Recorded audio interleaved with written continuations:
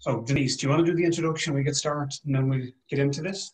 Sure, it's a very brief introduction. I know some of you, but not all of you. So I'm the Regional Skills West Manager, and we're a free government service to help your company upskill. So we're independent and neutral, and we work with NUI Galway, GMIT, GRETB, MSLETB, and the various skill nets. So yeah, if you're looking at upskilling any of your team, get in touch with us. You might as well, because you're paying taxes for these trainings, and we're there to help you get the most out of them. And just I wanted to thank ITAG. So many of you might know the ITAG SkillNet, who are funding and hosting this session. Dee Timony couldn't be with us here today, but she's done Trojan work in making sure that this could happen so quickly. This session came about based on a request for this type of training in the region. So that's what we try and do, collaborate and put on new trainings as needed. And then obviously a major thanks to Eric for being so flexible. I think the date changed at least once for this, and for giving his time and coming to share his wisdom and expertise with us. So thanks very much, Eric. And of course, thanks to you all for attending today, and hopefully we get loads out of the session. Apparently I was competing, was it last week I was competing with Simon Harris? Is that why I got pushed back? Is that what it was? Yes, it may have been. And you're quite lucky, because we actually have Leo tomorrow. In between sessions, yeah. So for those and other reasons, I'll be here for part of the session, but not all of it. But I hope to watch the recording afterwards as well. Okay, so look, if it's okay with everybody, we will start and we will begin. This is storytelling for sales professionals. I always like to state up front what course we're doing, because about 5 years ago, I was down in Cork. I was doing a day's presentations training. It started at 9 o'clock in the morning. At 9:15, a man turned up, apologized profusely for being late, sat down in the back of the room, and then came up to me 15 minutes later and went, "I'm really sorry, but I'm in the wrong room." And I said to him, "That's okay, where are you supposed to be?" And I kid you not, he said, "I'm supposed to be doing time management training." So I always like to make sure up front that people know exactly what we're doing. I think for what we're going to do today, I think from my perspective, I've just brief background. I've worked in sales for 20 years. At one stage, I owned a business in the UK, but my territory was the 32 counties over here. And it was a case of traveling around literally the 32 counties, calling to 7 or 8 people a day and walking out with orders as often as possible during each of those visits. And every single one of you here will be aware of the fact that there's a certain set of skills required to be able to do that. Equally, some of you work in other areas of sales. Maybe it's inside sales, maybe it's major account selling, and there's a different set of skills required for that. And what worked for me at my end might actually hurt some of you if you're operating in a different area of sales. The one thing that is consistent across all areas of sales, whether it is major accounts, whether it is inside, whether it is retail, is that it's not about what we say. It's about how our client reacts to what we say. So over the course of this masterclass, what I'd like to do is, I suppose, give you insights into how stories and storytelling can increase the chances of having our clients react the way we would like them to react to what we say. That's the first thing. Before we get into this very, very quickly, as I said earlier, if it's possible, I would love everybody to put their cameras on. We're going to do an exercise in a moment, and you'll benefit from having the camera on. Because we're spending a huge amount of time sitting on our bums over the last 9 months, if at any stage during the next 2 hours you need to get up and walk around, please feel free to do so. Can I ask you to put your phones on silent? Do not switch them off. If you have to take a call, please feel free to do so. Just make sure you're on mute, and if you want to switch your camera off at that stage, please do. Other than that, for those of you who've just joined, this session is being recorded. And before I give you a sense of what I'm going to do, what I'd all like you to do for me very, very quickly, and you're going to need pen and paper for this, I'd like you to draw an elephant. Yes, you weren't expecting that this morning.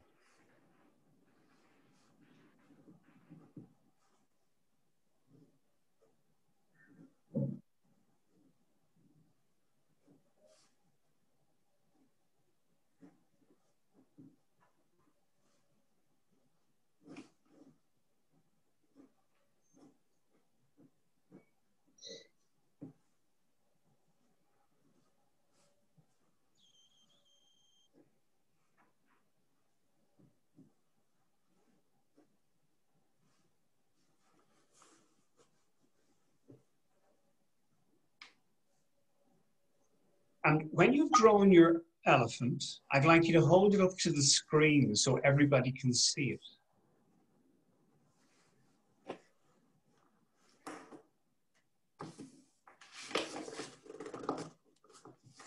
I can see Bill. Bill, hold it up just a fraction higher, please. Perfect. Christy, thank you for yours. Bain, excellent. Barry O'Boyle, yes, you went for a minimalist version of an elephant.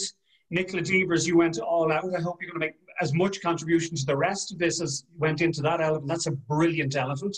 Fiona Curran, hold your elephant closer to the screen, please. Brilliant. And Dave Hickey, hold yours closer to the screen.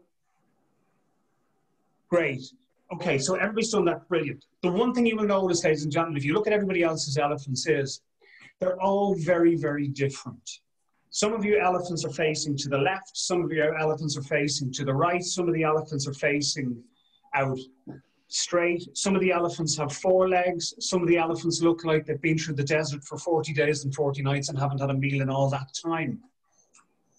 So they're all very, very different. And that's the other thing that I think stories can contribute to. The reason the elephants are different is because my instructions weren't specific enough. They were more than good enough in terms of how we communicate.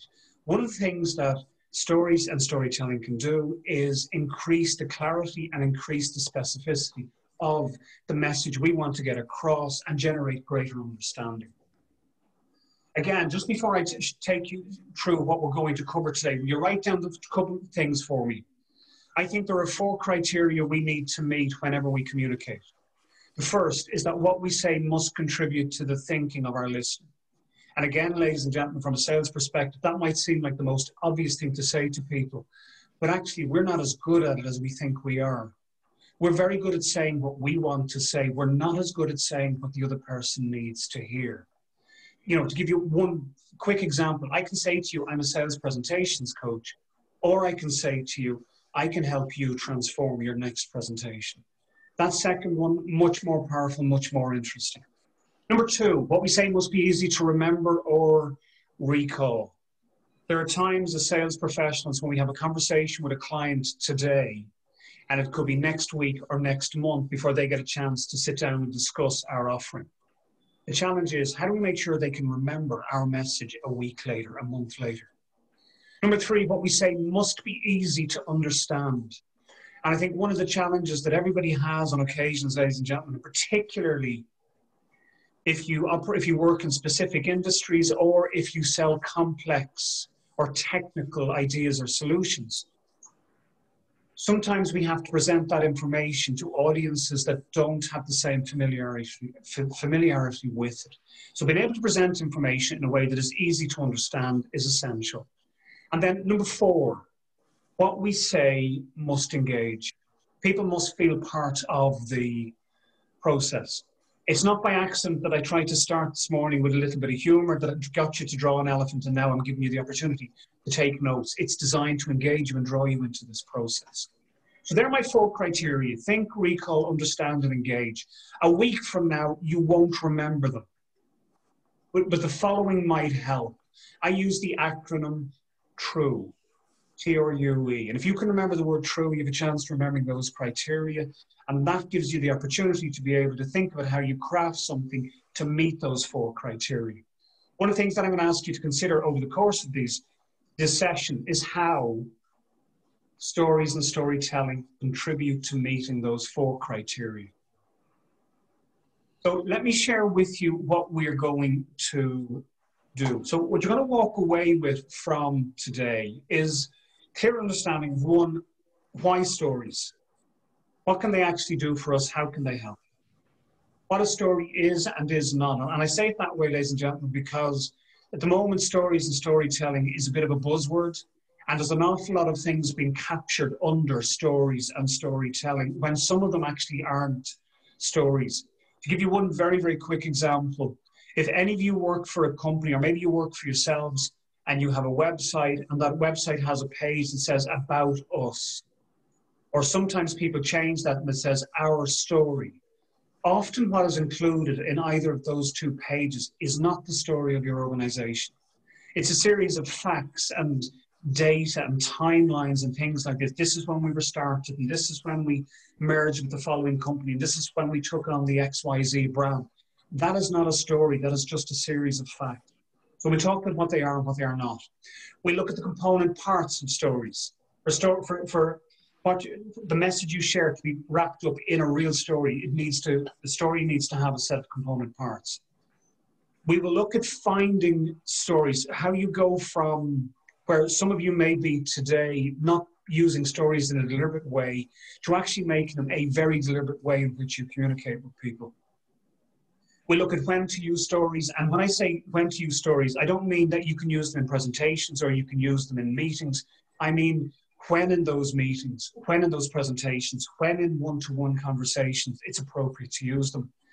We look at the 5+1 stories that you should have. And I know some of you are looking at me going, why is that not the 6 stories you should have? I'll explain why it's 5+1.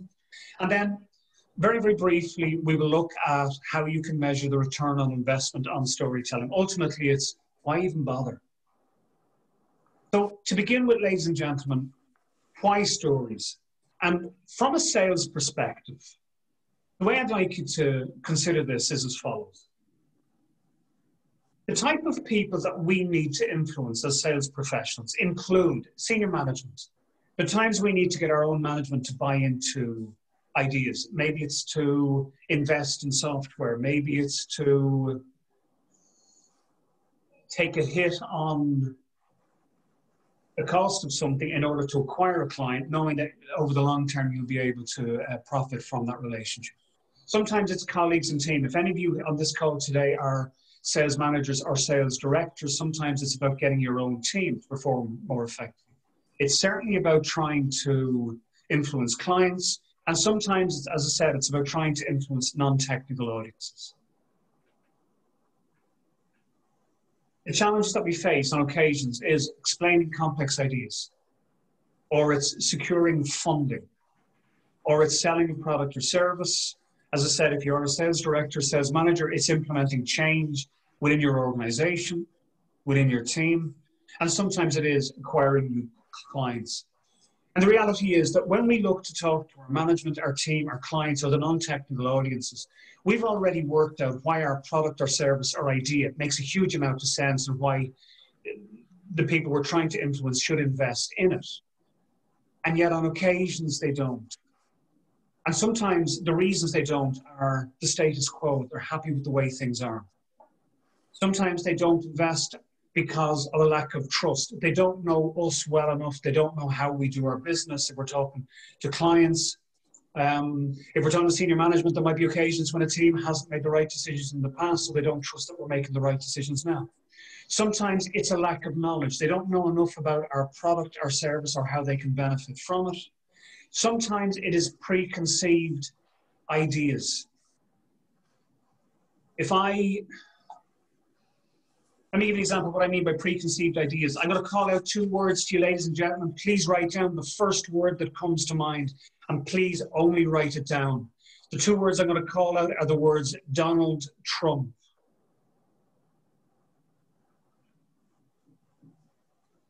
What's the first word that comes to mind? As I said, I don't want anybody to verbalize your response. But can I just check? Give me 1 second. If you wouldn't mind, down the bottom there's a reactions button. Just give me a thumbs up on the reactions button if the word you wrote down about Donald Trump was a negative word.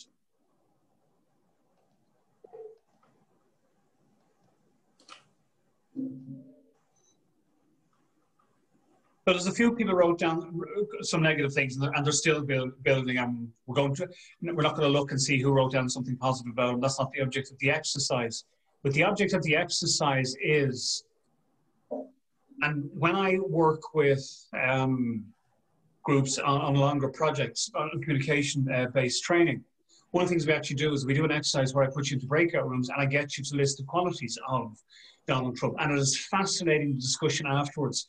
People who cannot stand the guy will tell you how much they struggled at the beginning to find anything good to say about him. And then as the group starts working together, they are able to come up with ideas. The final one, when it comes to reasons that people don't take the actions we would like them to take, is the fear of making a mistake. With all of these, ladies and gentlemen,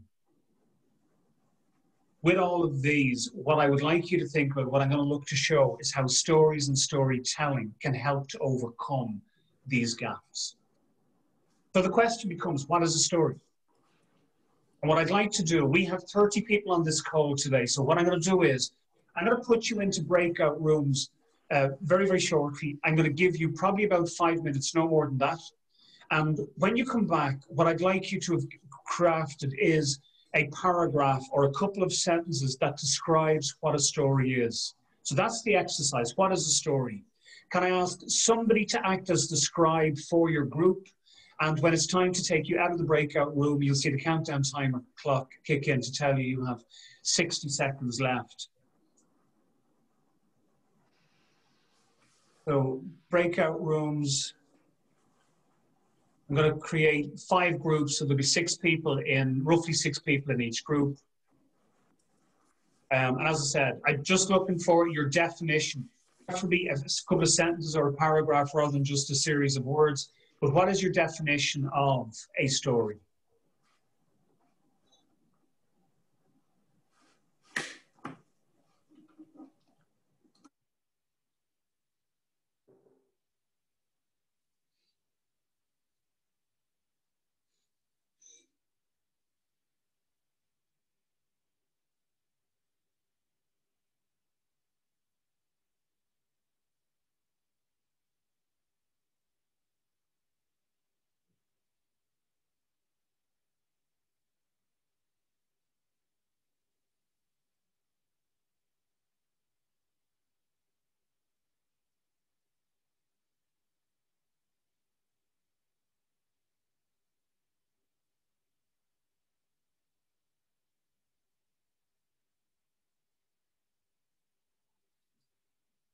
Matt and Monica, are you struggling to get into the breakout rooms?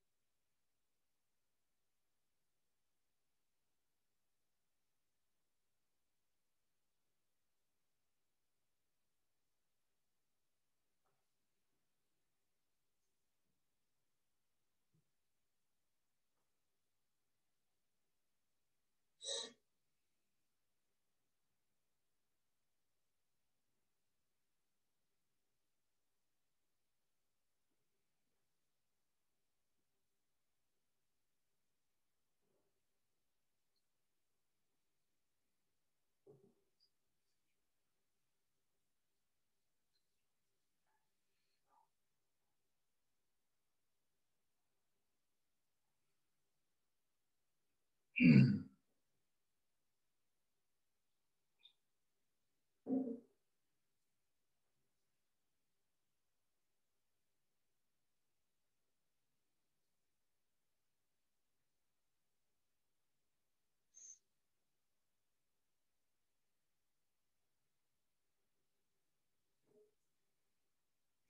good morning to you.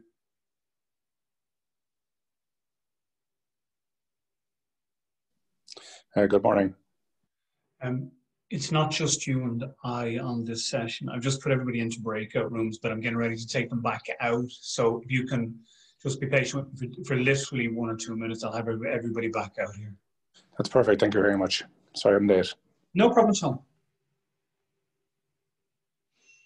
And Shane, just so you're aware, all I've done up until now is set out what we're going to cover in the course of this. They've been put into breakout rooms to come up with a group description of what a story actually is. When they come out, you're going to get a chance to hear that. So you haven't really missed anything yet. What's the duration of what's remaining? I'm literally going to take them back out of the breakout room now. Why, do you want to grab a coffee or something first? No. My question is, it's 10 o'clock. Is there another hour in your presentation or how long? Oh, there's another hour and a half. Okay, that's fine. Thank you. That's what I just wanted to understand. Thank you.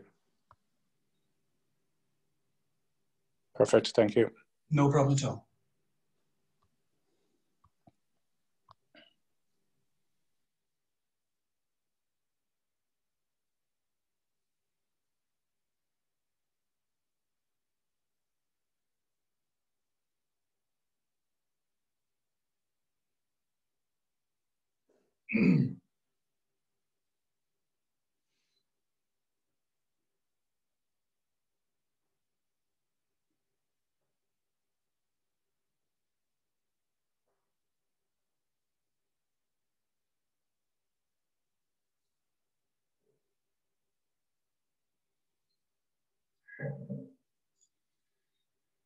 Use it back fast. Didn't need the extra minute, the countdown minutes. You obviously have your story sorted, or you hit the button by mistake, one or the other. You're on mute, Fiona, if you're replying to me. Apologies. I didn't read there was an extra minute. I just clicked leave when it popped up. So.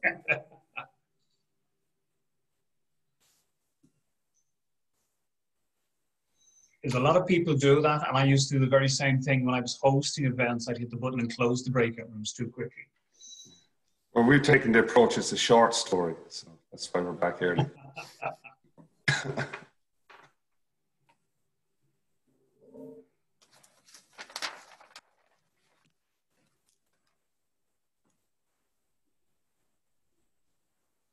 Okay, that looks like that's nearly everybody back. Right, what I'm going to do is I'm just going to call on each group. I'm going to ask you to give me a description. I'm going to call on one person, and if you were the scribe for your group, you can give me the answer. If you weren't the scribe for your group, we can hand over to whoever the scribe was.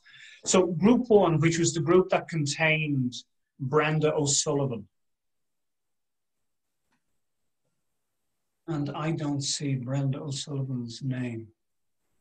We'll come back to that in 1 second. Hold on. Group two, Christy O'Hara.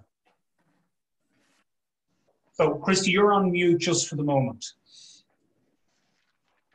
Okay. Were you the scribe for your group? I might ask Barry, maybe. I think I saw you writing, Barry. So again, Barry, you're on mute just at the moment. Yeah, all right. I was doodling, Christy. I was doodling. I wasn't writing at all.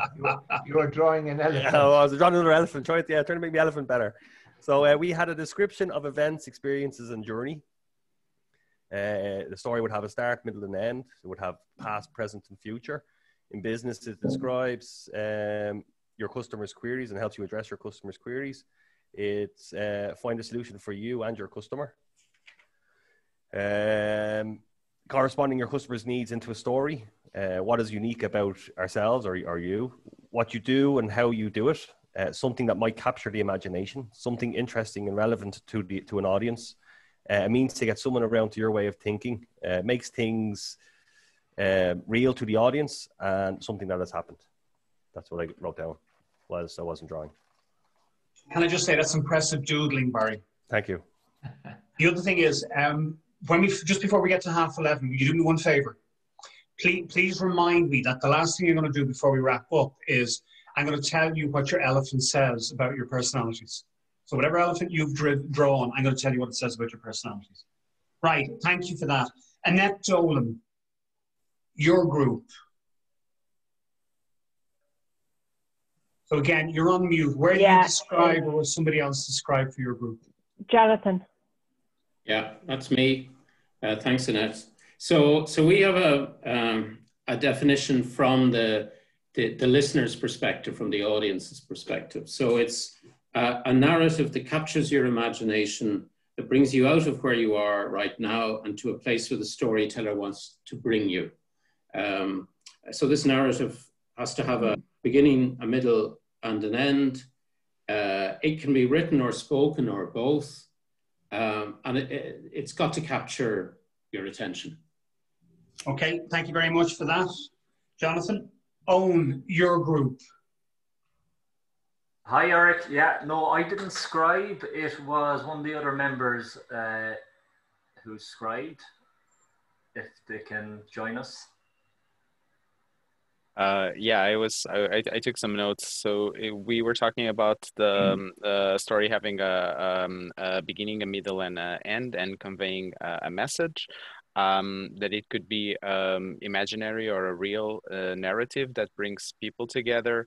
And the introduction sets a scene, which is a process of events, which eventually will lead to a summary. Okay. And again, it's a really good one. I'm going to get to the last one in a moment. There's one thing that I just want to make reference to that you said.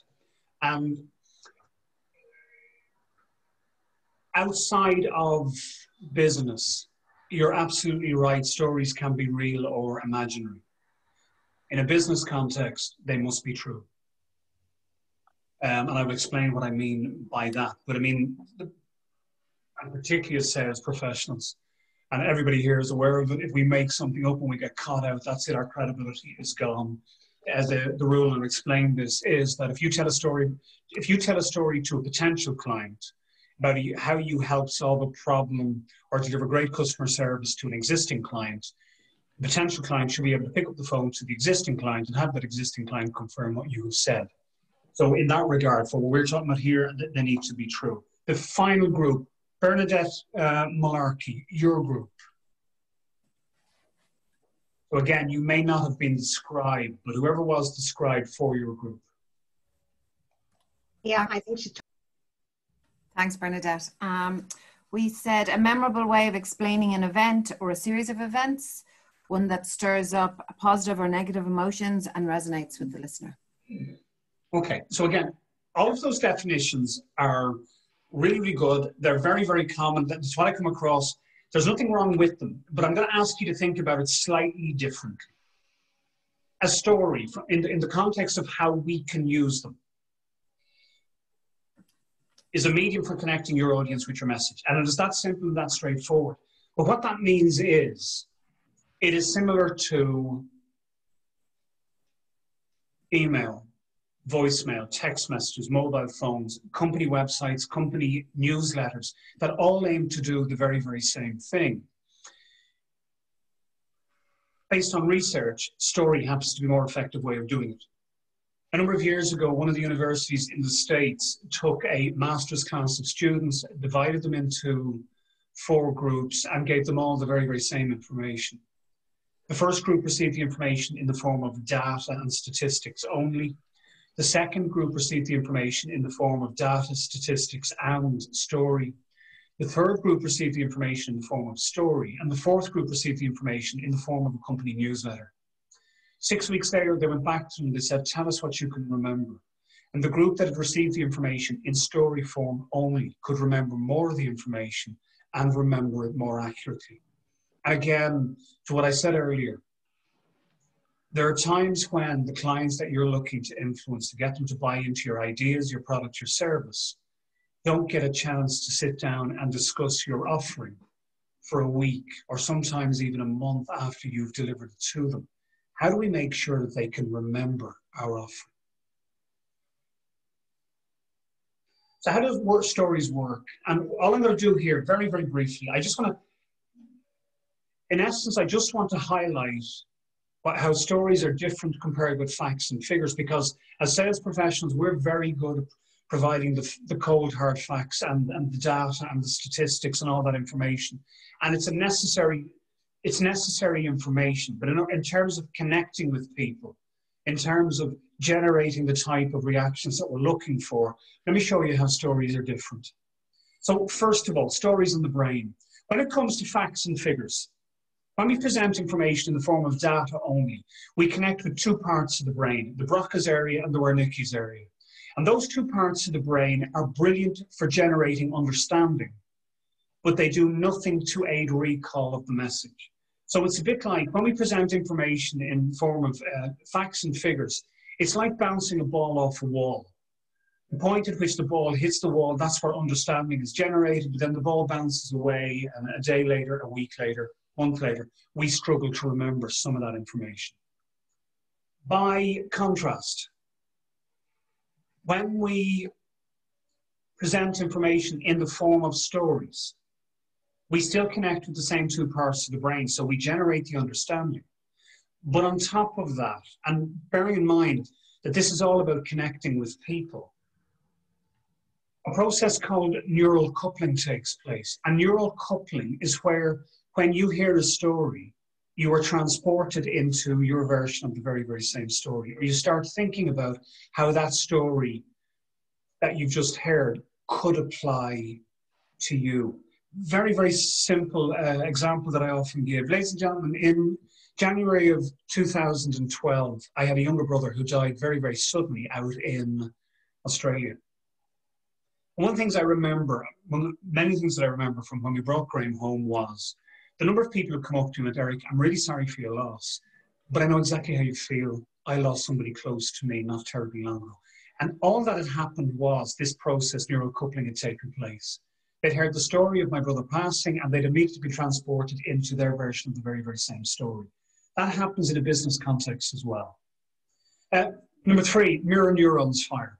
And what happens with mirror neurons is it's about generating emotions, it's about generating reactions. And the interesting thing about mirror neurons is that it doesn't matter whether you are the teller of the story or you are the listener of the story, but the reaction is the very, very same. If I tell a story that generates sadness or anger, as the listener, you feel the very, very same thing. And that's where we can build empathy with our listener, with our client. That's where we can build connections with them.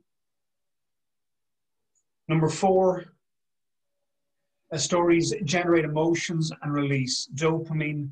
And what that's brilliant for is generating understanding and aiding recall. And then the fifth one, I just want to make reference to, is how stories impact on the motor cortex area of the brain. And again, ladies and gentlemen, this is all about building connections with people so that and generating understanding. The cortex area of the brain, let me just give you one example of what I mean. One of the cortex areas of the brain is the motor cortex area of the brain. It's the part of the brain that's allowing you to hold the pen to take notes. What I'd like to do, and if you haven't already worked this out, I'm going to be telling a number of stories throughout the course of this session. But I want to tell you about the very first two presentations I ever delivered. And they were in December of 2003. When I sat down after delivering the first presentation, the guy who was sitting next to me nudged me and went, "Well done, Shergar." And I looked at him and said, "What do you mean, well done, Shergar?" I think he was going to say that I had raced through my presentation. You all know who Shergar is, a famous racehorse from the 1980s. And I thought he was going to say I'd raced my presentation, but apparently I hadn't. You know how a horse can be trained to count with its foot? Throughout the 25 minutes that I was presenting, that's how I delivered my presentation. That's how the nerves betrayed me. In the afternoon, I stood up to deliver the second presentation, and the first thought that went through my head was, don't move your feet. And for 20 minutes, my feet never moved. But I had a pen, and I forgot to put the pen down on the table. So for 20 minutes, the pen was my left hand, right hand, back and forth. 20 minutes, it was suddenly in both hands, and without warning, snap. And this shard of plastic went shooting out across the room. Ladies and gentlemen, there were 13 people in the room that day, and I hit our 75-year-old CEO who'd flown in from America that morning. Why am I telling you that story? The reason I'm telling you that story is because in order for me to pick up the pen and pass it from hand to hand, the motor cortex area of my brain needed to be active to make that happen. For those of you who were sitting there listening, who weren't holding a pen, the motor cortex area of your brain was as active because it was making sense of everything it was seeing. And again, that's a way in which we can build connections. And that's where some of the strengths lie when it comes to storytelling.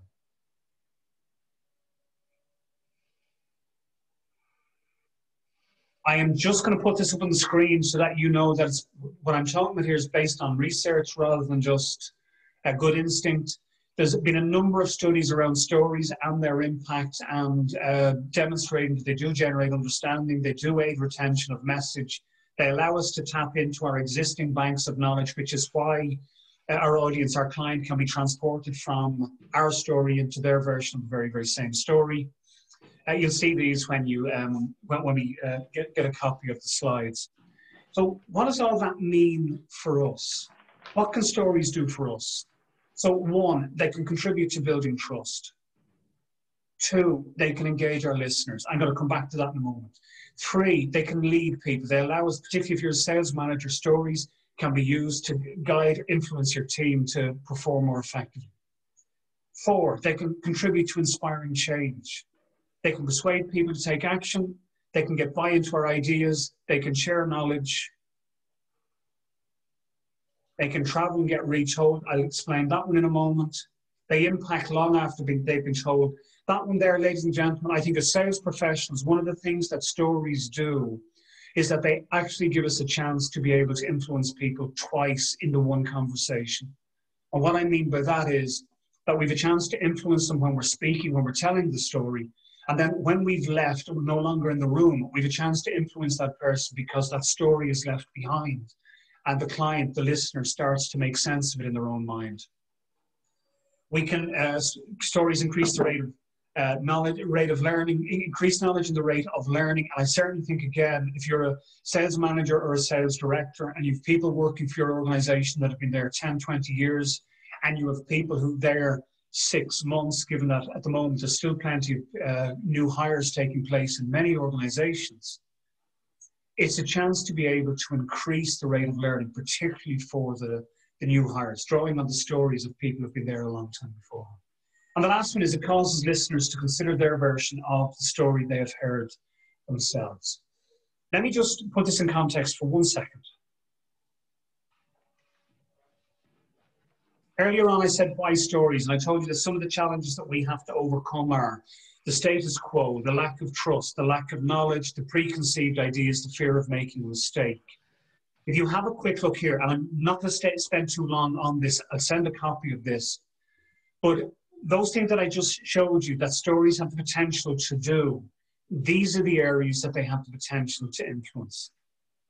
I'm not going to spend too much time on this. We're not going to go through this in detail, but you get a chance, you get a copy of this when we are done. But ultimately, for us, it is about increasing influence, and stories and their impact are hugely beneficial in making that happen.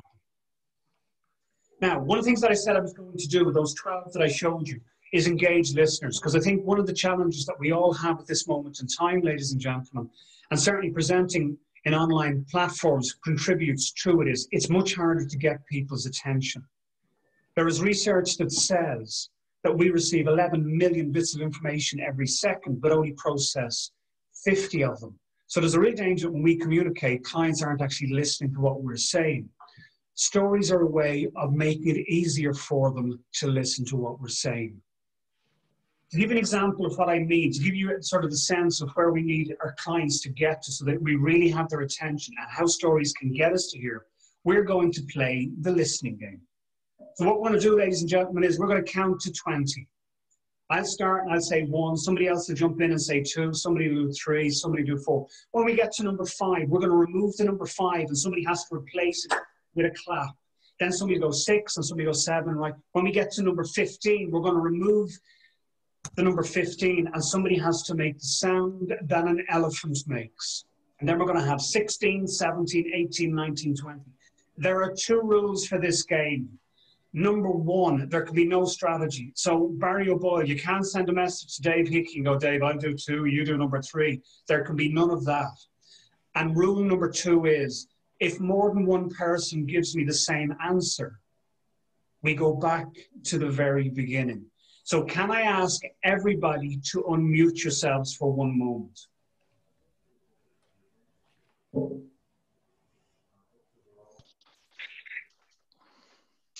So Kate O'Sullivan, Christy O'Hara. Okay, so here we go. I'll start. 1. 2. Okay, I'll go 1. 2. 2. 1. 2. 2. 1. 2. 2. 1. 2. 3. 1. 3. 4. 5. Oh, shite.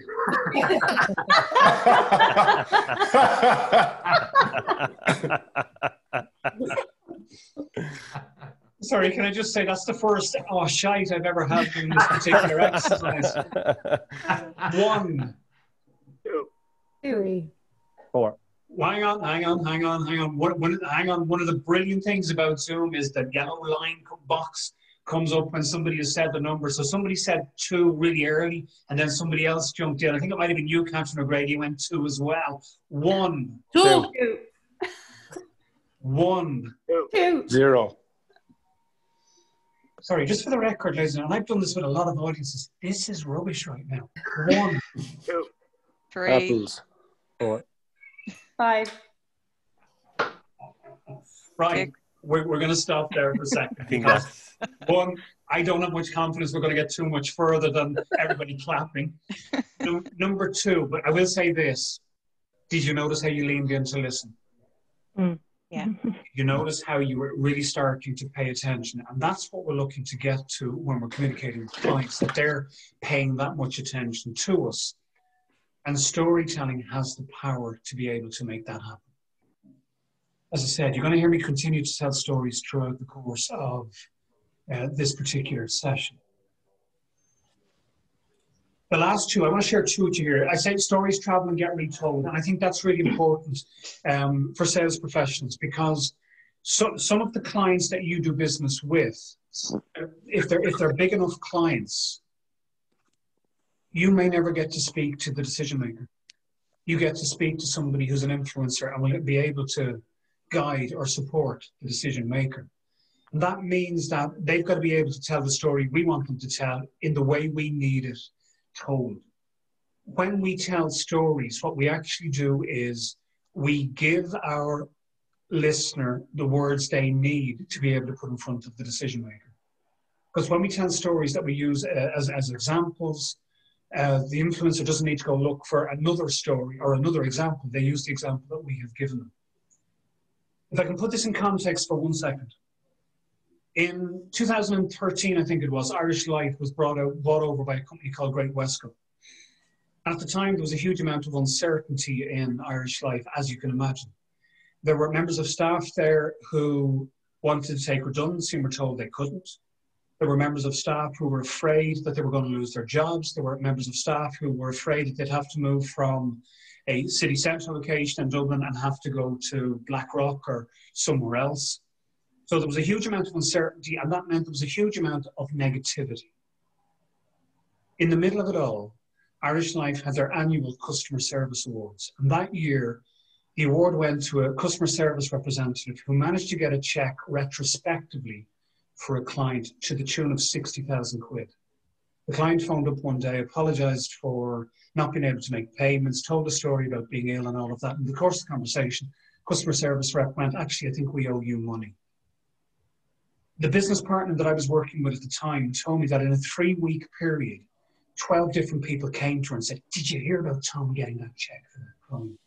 And she said, not only were they telling her the story, but they were telling it with real pride. In the midst of all of this uncertainty and negativity, they were telling this story with real passion, enthusiasm, and pride. So stories travel, they have the ability to allow your message to be shared. The other one I said I would mention is they impact long after they've been told. Again, I'll give you a story to illustrate the point I want to make. There's a very clever guy in the UK, very clever marketing guy in the UK by the name of Jeff Ram. In November of 2012, Jeff was speaking at a conference in Vancouver. He was the second last speaker, final day of a 3-day event, and this was how he opened his talk, his presentation. He went, ladies and gentlemen, for the last 3 days, I've been collecting all of your business cards. What I'd like to do now, if you don't mind, I'm just going to stick up on the screen the 3 worst cards that were handed to. Yes, and that's all the note your reaction. So he turned to the screen and he hit the clicker and nothing happened. He did it a second time and nothing happened. And then he turned back to the audience and all he said was, were you worried? And that was it. Ladies and gentlemen, I heard him tell that story in May of 2014. And the very first thing I did an hour later when I got home, threw out my business cards. I'd known for ages they were no longer fit for purpose. They weren't good enough. They'd outserved their use. I had friends whose opinions I valued who would say to me, Eric, you need new cards. And every time they said it to me, I held on tighter. And all this guy did was he told a story, he sowed a seed, and he allowed me to cultivate it. It's a hugely powerful influence because and to me, what it did and what it does for our clients is it gives them time to reach the conclusion that we would like them, or to make sense of the conclusion that we would like them to reach, but have them feel like they're doing so without undue pressure from ourselves. So, what are the component parts of stories? As I said, there's buzzwords around stories and storytelling, but what some people share at the moment are not actual stories. The following must be in place for the majority of stories, and I'll explain what I mean by that in a moment. Number one, they must be true. So if you're going to stand up, as I said, you stand in front of a client and you tell a story about how you delivered great customer service to a previous client, the new client should be able to reach out to that existing client, that previous client, and have them confirm it. Number two, it must be time-based.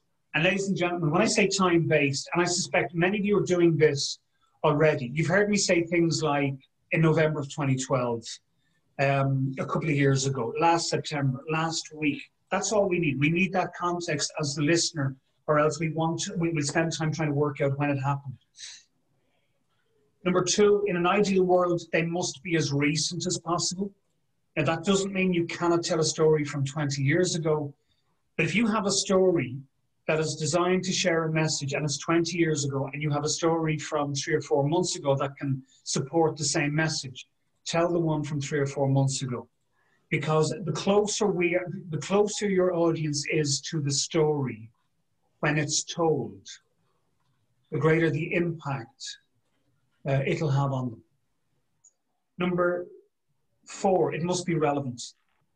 You cannot tell stories just for the sake of telling stories. There has to be a purpose. You're telling a story about a client similar to one that you've worked with. You're telling a story about how your product solved a problem, has a feature that solved a problem for somebody else. As long as it is relevant, the story works. It must be as concise as possible. And I didn't ask this question at the start. We might come back to it later, but I don't know here at the moment how many of you would consider yourselves to be storytellers. There might be some of you on today who are aware of stories, but actually don't think you are storytellers. And I often think that this is one of the reasons why. We're afraid that if we tell stories in a business context, that they'll go on too long and will actually bore people to death. I think one of the problems with that is because of the stories we're familiar with in a social setting. And when I say that stories must be concise, they are not the stories that you hear your friends tell in the pub on a Saturday night. You know in the days when we could go to the pub and you had a friend and they tell a story and it would just go on and on and on, and you'd be there going, would you get to the point? Here's 2 hours of my life I'm never getting back. It is not that type of story. Can I just say for the record, if any of you are sitting here right now and you're currently thinking, no, I don't think I have a friend like that, ask your friends if they do. Just leave that with you. But the stories must be as concise as possible. I'll give you an example of a 10-word story very, very shortly. Next thing, they must be built around a single character. In an ideal world, you're telling stories about a person so that the people you're telling it to or the person you're telling it to can put themselves in the shoes of the person about whom you're telling the story. Now, that said, if you ever find yourself presenting to a group of people, so let's say it's an association or it's the board of an organization, that board of the organization, that association, they can be the single character. So you could tell a story about another board or another association. And then the last one, it must involve a change of emotion. For the story to have an impact, there must be a change of emotion.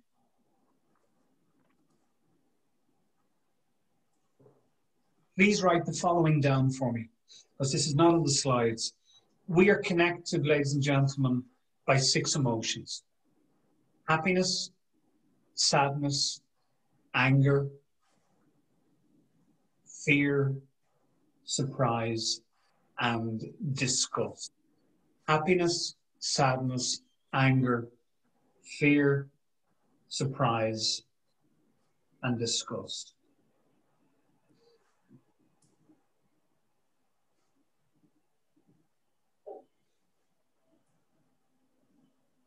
Give an example of a story that is really, really, really concise.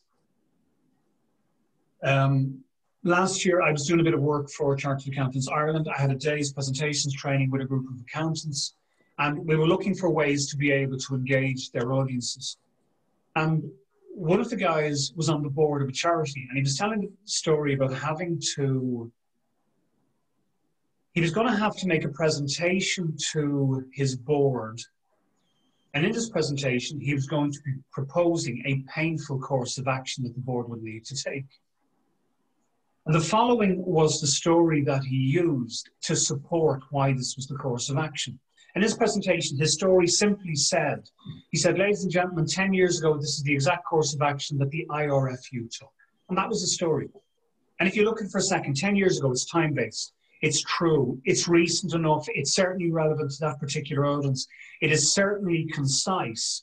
And in this case, because he was presenting to the board, the IRFU were the single character, and the board he was presenting to could identify with them. The change of emotion that it generates is actually what I refer to as an external change of emotion. So it's actually not necessarily in the story, but it's there because his audience weren't familiar, didn't know the information he was sharing with them. So in his case, the change of emotion was surprise. So it ticks all of the boxes. Now, for me, ladies and gentlemen, the chances are that many of you are using stories already, or you're thinking about it. You're certainly, for sales professionals, you're certainly using the words, for example, and then what follows after that is often the story that you share. All this does is it puts a little bit of structure onto what your stories can and should look like. The big challenge is going from, actually very quickly, if you don't mind, can I get a thumbs up? How many of you at this moment in time would consider yourselves to be storytellers?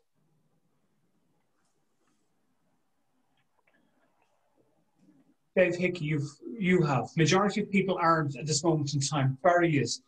For those of you who've given me a thumbs up, do you collect stories? Dave? And if you don't mind me asking, roughly, how many stories would you say you have in your collection?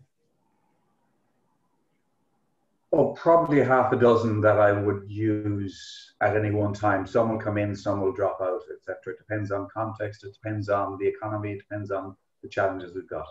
Okay, so to that point, and there's a couple of very, very valid things here. Number one, from my perspective, my story file has about 120 stories in it. But Dave, to your point, and you're absolutely right, some of those stories will never, ever be used.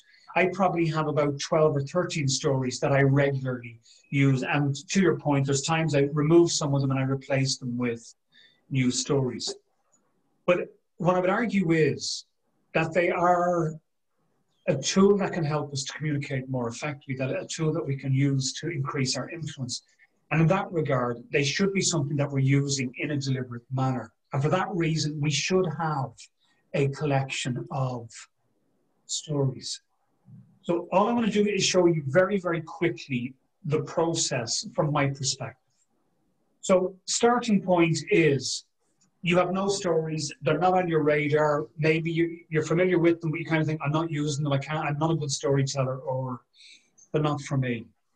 Stage two is where you start thinking, I hear people using stories.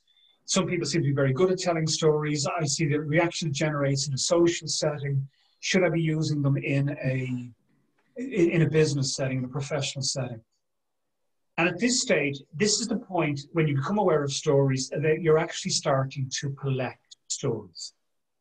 And in a moment, I'm going to show you that you have access to so many stories without even realizing. The one thing that I would stress is, at this stage, when you're looking to become aware of stories, you are collecting them in isolation. It's not about how you're going to use them. It's not about attaching them to values. It's not even about having a presentation coming up next week and deliberately going, what stories can I use in that presentation? And in this particular phase, it's let's collect stories for the sake of collecting stories. And ultimately, it'll lead to the next stage, which is being able to take those stories and attach them to values. I will show you what I mean by that in just a moment. And then the fourth phase is when you've got so comfortable with stories that when you are looking at having a conversation with a client, going to a meeting with a client or internally, or you're giving presentations, whatever form of communication it is, that you are deliberately looking for the stories that you can include during that presentation, during that meeting, because you know they'll have an impact on the people you're looking to present to. So the question then becomes, where do you get stories from? So will you do me a favor? Please write down the following for me. Write down the names of 3 family members. And they don't have to be family members who are still with you today. You know, if you have, from the past, a historical figure who's a member of your family, you know, that's as appropriate one of the 3 to write down. That's 3 family members. Then I'd like you to write down the names of 3 friends.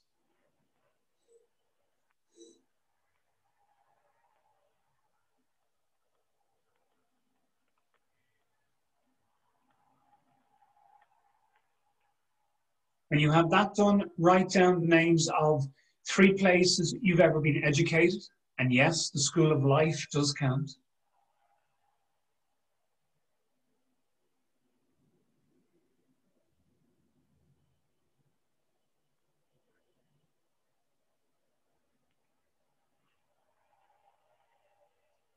When you have that done, write down the names of 3 places you have ever worked, and that could be different roles or different departments in the same organization.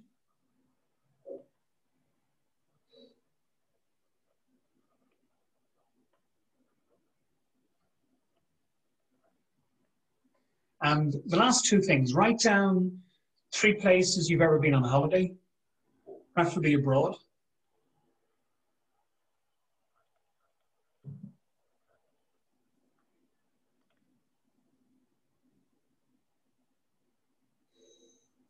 And the last one, write down 3 of the most important events that have ever taken place in your life. And please, don't be like the one guy who went, I got married, I got divorced, and then I married the same woman again. Does that count as 1 or 3? I'm not sure which.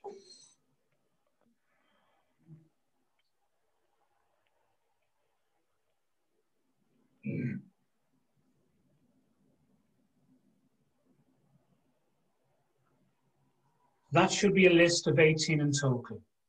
3 family members, 3 friends, 3 places you've been educated, 3 places you've worked, 3 places you've been on holidays, and 3 of the most important events that have taken place in your life. Forget for a moment what you might be able to do with them. That, at this moment in time, that's irrelevant. But if you had time, could you find a story for each of those people, places, and events? And for most of you, the answer is yes. And forget about how good the story is, forget about what you can do with the story. It's just, could you actually find a story for them? And the answer is yes. So straight away, you have potentially access to 18 stories. Now, let's expand on that just for one moment. It's quite possible that for family and friends, for the people you wrote down for family and friends, you have more than one story for each. It's quite possible you have more than one story for the places you have been educated or the places you have worked. Equally, it's possible you have more than one story for each of the places you've been on holidays or each of the most important events that have taken place in your life. Let's double that for 1 second. Instead of having one story for each, you've 2 stories for each. That's 36. Now, let's expand on it a fraction further. You've more than 3 family members. You've more than 3 friends. You've probably been to more than 3 places on holidays. And yes, I appreciate some of you thinking, yeah, I was on holidays and have great stories, but I can't share them with anybody. They're staying on holidays. That's a different conversation. And equally, you have more than 3 important events that have taken place in your life. At a bare minimum, without putting a huge amount of time and effort into it, you've access to 50 stories. And as I said, forget about what you can do with the stories at this moment in time. It's just about capturing these stories. And all you do, ladies and gentlemen, is you write down 1 or 2 words that remind you of the story you want to be able to share. And again, one of the beauties of it is whenever we go to have a conversation with a client, one of the things that we do in advance is we work out exactly what we want to say, and we work out the order in which we want to say it. And then it's the responsibility of our brain to be able to remember what we want to say and the order in which we want to say it. And we use a certain area of the brain to do that. By contrast, we use a different parts of the brain to tell stories. And the beauty of stories are that we actually don't need to remember the words on the page, because, and to the definitions that Hughes gave me, one of the other definitions of a story is it's the sharing of an experience. So if it happens to be your own personal experience, you can draw on recall rather than trying to remember words or needing to remember words on a page. And the beauty of it is you can actually tell the same story 5 days in a row to different audiences, and you will actually tell it 5 different ways. It doesn't have to be told exactly the same way, but you'll still be able to get your message across. So in that regard, they help us to remember what we want to be able to say when we are telling the story to our client.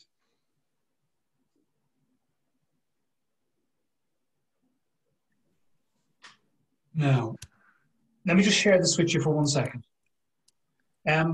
When you've reached a point that you decide to collect stories, the question then becomes, where do you put them?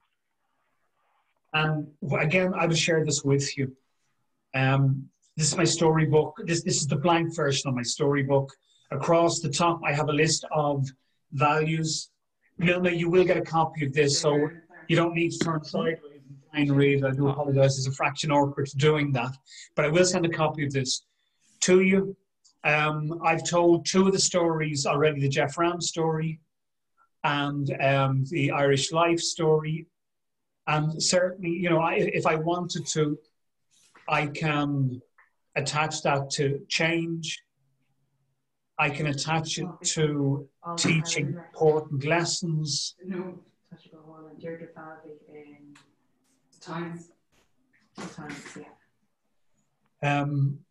I've told the Great West Coast story, and all you do is you build up this collection of stories, and then you look at the values across the top, and you work out what values these stories can be used to support. So now you have a collection of stories, and you have somewhere to place them and somewhere you know you can use them. The ones that I have highlighted in yellow, from a sales professional's perspective, would be the ones that I would be saying would make a very good place to start. To find stories about great customer service, to find stories about how you solve problems, to find stories about that are examples of how you build trust, or how you have done something that would lead to a potential client trusting you or trusting your organization. Stories about integrity. So they would certainly be the ones that I would be asking people to consider starting with when you find the stories and you start looking to place them. As I said, you'll get a copy of this so that you have it. But this is stage number 3, where you've gone through the stage of capturing stories, and now you're looking at what you can actually do with them. And as I said, the 4th stage then is that you are looking to get so comfortable with stories that when you're looking to have a conversation with a client, you are deliberately looking at what stories can be used as part. Gloron, I just want to take a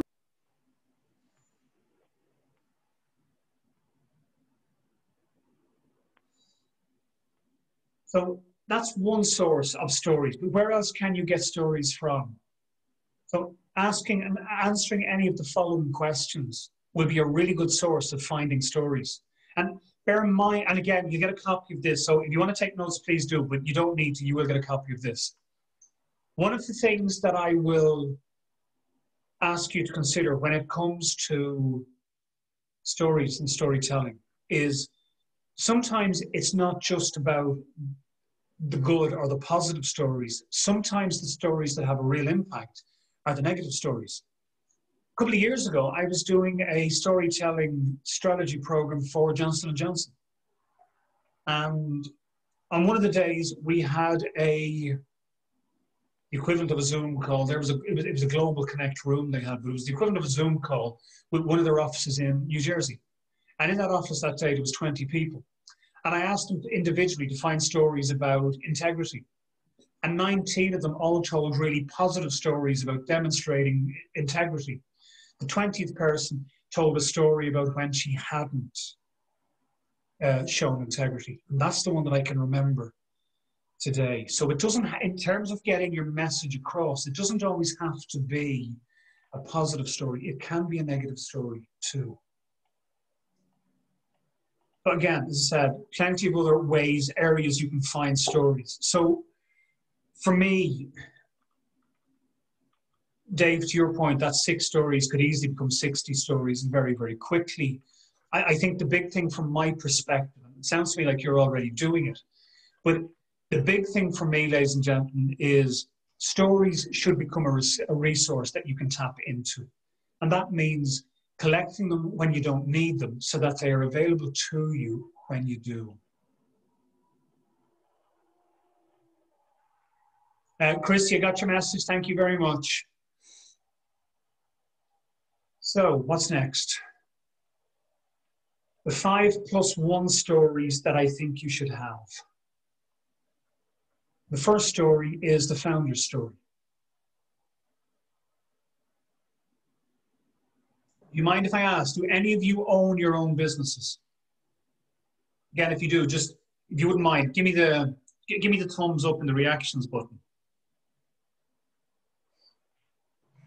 So there's at least a couple of you there. So for me, the founder's story is one that certainly, as the owner of a business, you should absolutely have. But equally, even if you're not the owner of the business, there's real value in looking at the founder's story.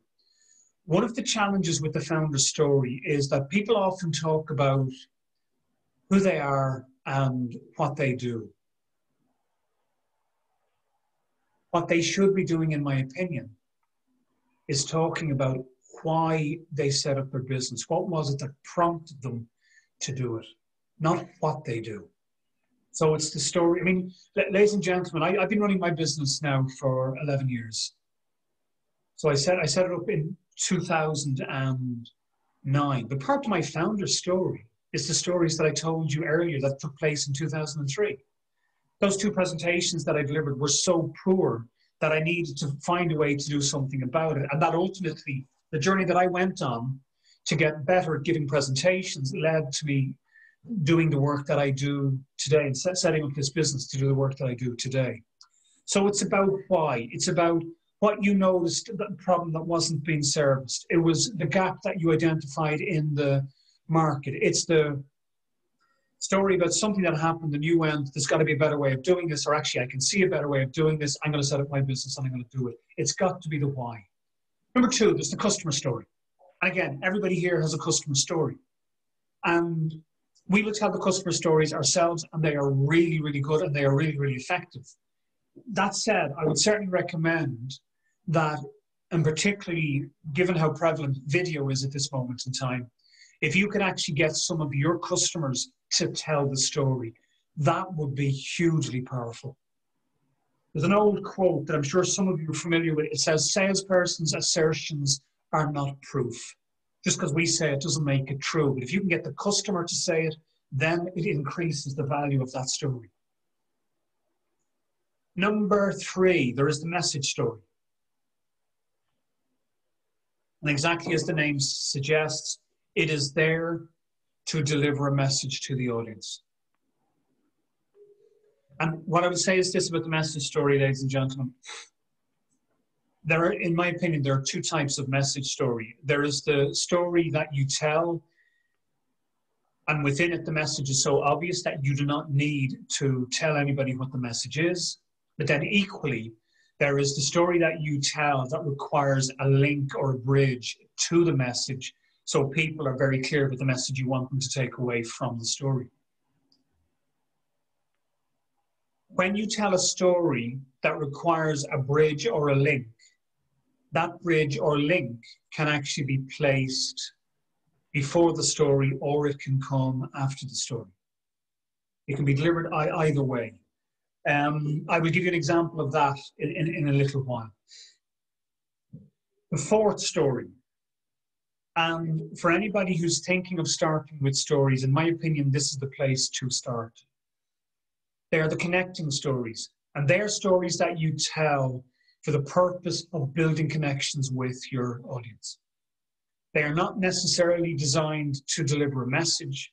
They are there to build connections.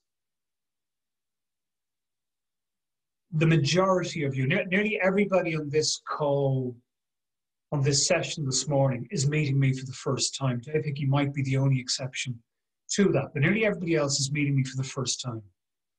So the story that I told at the very beginning about the guy arriving at the wrong course, who was supposed to be doing time management training, that was designed to try and build connections. My thinking was, could I put a smile on people's faces? Could I help people who were coming onto this call this morning, not 100% certain what to expect? Could I actually find a way to make it easier for them to relax when they get here?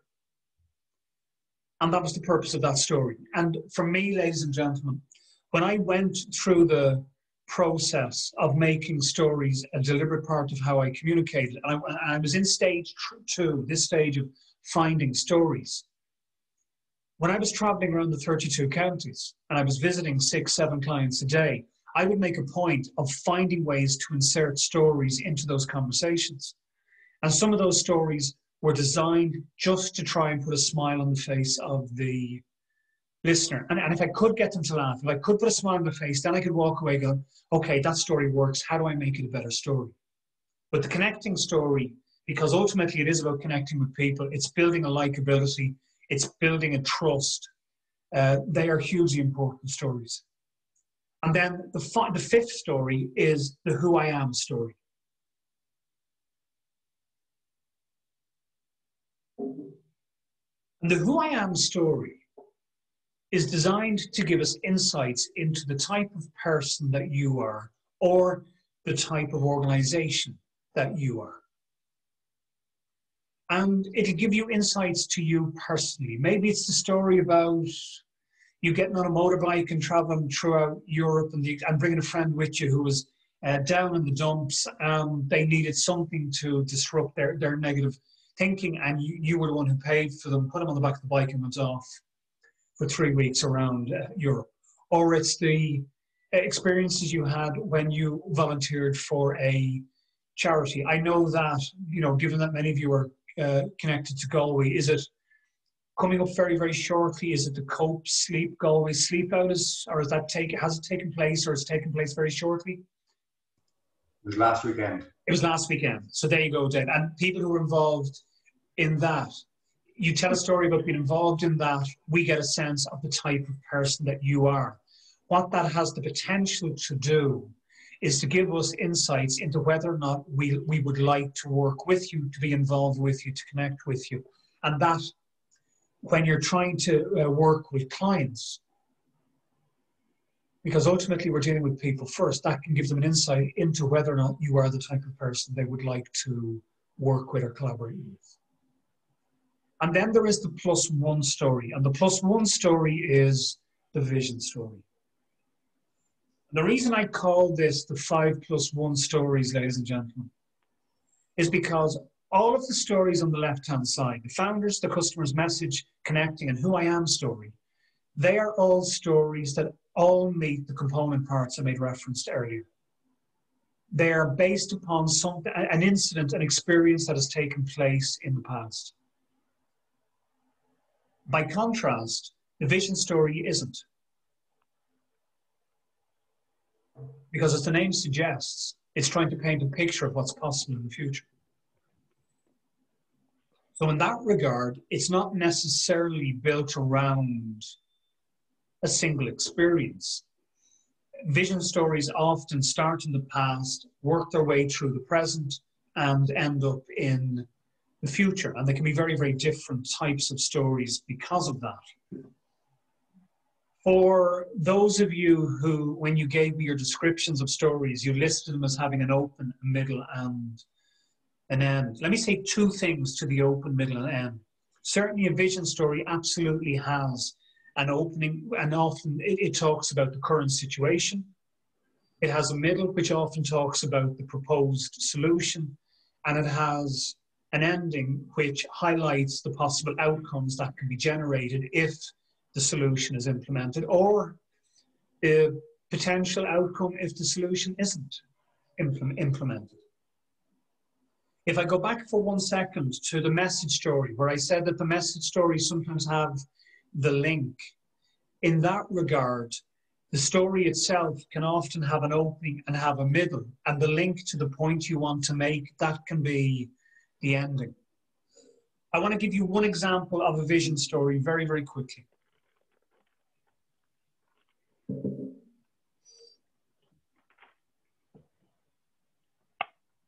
Actually, I'm going to give you a different, off the top of my head. A couple of years ago, ladies and gentlemen, I did some work for the Galway Convention Bureau. I was approached by Dara O'Connor and Rose Finn to help Rose prepare a 2-minute pitch that she was going to deliver to meeting planners and associations in London in October of 2018. And we spent 2 days working on a 2-minute pitch. We spent 2 hours just doing brainstorming session, trying to gather as many ideas as possible. And at the very end of the brainstorming session, when she had nothing left to give, she passed what to her was a throwaway comment that she just wanted to get out of her head so that she no longer had it, and she shared it and was done with the brainstorming session. But her throwaway comment was, oh yeah, of course, Galway is known as the city of the tribes. And of course, as soon as she said it, I went, that's what we're building your presentation around. Now, it was a 2-minute pitch. Let me give you the opening 30 seconds. And this was designed to be a vision story, but this 30 seconds actually captures the vision, the potential of a vision story. What she delivered was as follows. She said, for 6 centuries, the political, social, and economic landscape of Galway was dominated by 14 merchant families, 14 tribes. Their influence was so great that today Galway is known as the city of the tribes. And today we still have our tribes. Only now they influence areas such as education, medicine, technology. The tribes is what I believe connects Galway with your association. Because people who are members of associations often talk about being among their tribe. And it's for that reason that my message today is, for your next conference, consider Galway and let our tribes take care of your tribe. That was her vision story. That was the opening to her 2 minutes. But it paints a picture of what's possible And the remaining minute and a half, she went to reinforce that particular picture. But you get a sense of how the vision story is different to the rest of the stories. That makes sense? Okay. So when to use stories, and as I said, this isn't, you use them in presentations, you use them in meetings, you use them in one-to-one, you use them on this particular platform. But when in the presentation, when in the meetings? So you can use them at the beginning of a conversation. You pretty much started and I'm straight into telling you a story. You can absolutely do that in the majority of typical conversations, manners that we have. You can start in a meeting, you can start in a presentation. You can finish on a story. I'm going to come back to that one in a moment. You can use a story to reply to a colleague or a client when they've made a point. This seems like a very, very a severe course of action you're asking this board to take. It is, but 10 years ago, this is exactly what the IRFU did to turn around their financial state of affairs, and look at how it worked for them. And that's the story done and dusted. You can use it to reply to a colleague or a client when they have asked a question.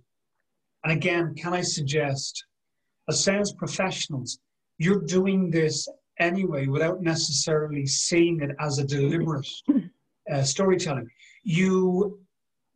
Whenever you use the word, for example, what follows after that is often a story to illustrate the point that you're trying to make. So you're already doing it. Last two, to support the point that you've made. And to that end, as I said, you have a story that has a bridge or a link to the point. You make a point, then you tell the story, or you tell the story and you make the point to support it. And the last one, to support a question that you have asked. And people often look at me at that one and go, pardon? So let me show you what I mean. There are times, ladies and gentlemen, when we ask a question of a client, but we want to try and influence the answer that they're going to give us. And one of the ways that you can do this is by tagging a story onto the question before your client gets a chance to answer the question. So I'll give you a very, very quick example of what I mean. So, Madam Client, what's the biggest challenge you've had to face over the last 9 months because of COVID-19? The reason I'm asking that particular question is because one of the challenges that many businesses have had to face has been retaining the social fabric of their organization because people aren't working in an office environment at the moment. Everybody's working from home, so they're not able to collaborate as effectively as possible. One of the things that's been able to counter that has been implementing a storytelling strategy. And all I'm trying to do is guide in a particular direction. So if you know the direction you want to go when you pose the question, as opposed to leaving it open to the client to give you all sorts of answers to the biggest challenge they've faced. Telling a story when you've asked that question can guide them in the direction, but also give them an insight into, if you have identified a challenge that you know is of interest to them, it gives them an insight into how you might be able to help them solve that particular challenge. Now, I said I'd come back to this one at the end of the conversation. And again, I intend to do it here as part of this session, but I just want to give you an example of it as well. Particularly for presentations, but equally for meetings. One of the challenges that we have, ladies and gentlemen, is, and I'll explain it this way. I can tell you that I speak at a rate of 134 words a minute. Yes, I'm a sad individual, I timed it. If I'm ever asked to give a presentation for 20 minutes, I know the number of words I can use. The problem is that in 20 minutes, when I speak 2,680 words, you're going to forget nearly all of them. Words have the best chance of being remembered. And the last words you hear me speak. So I think we need to find ways to elevate the impact of those particular words, given that they are the ones that will be remembered most. Storytelling gives us a chance to elevate those words. I want to give you one very, very quick example of what I mean. I do a lot of work with organizations helping them to craft presentations or sales presentations. Once in a blue moon, a client will get in touch and they'll go, Eric, we'd like to engage your services to work with one of our teams. But in order to make sure you're the right person to work with, we'd like you to pitch to us first. Whenever I get asked to do that, I always finish with the following story. In 2012, I was approached by a business development manager for a software company. He said, Eric, we want to help with the presentation. We said, I'm telling you up front, we're not winning the business. We are the new kids on the block. All we want to do is make a good first impression so that in 4 years' time, we do have a chance of winning the business. So we decided to do something different. The first thing we decided to do was not use slides. We knew everybody else would. Secondly, because of what his software could do for the client, we actually used a series of physical hand tools as props to illustrate how he would be able to support the client. So we crafted the presentation. He and his team were coached on delivery of it, and then they went off and they delivered it. The day after they delivered it, I got a phone call. I said, Eric, it went really well. Clients seemed to like it. Thanks a million. And that was it. Job done. A month later, I got another phone call.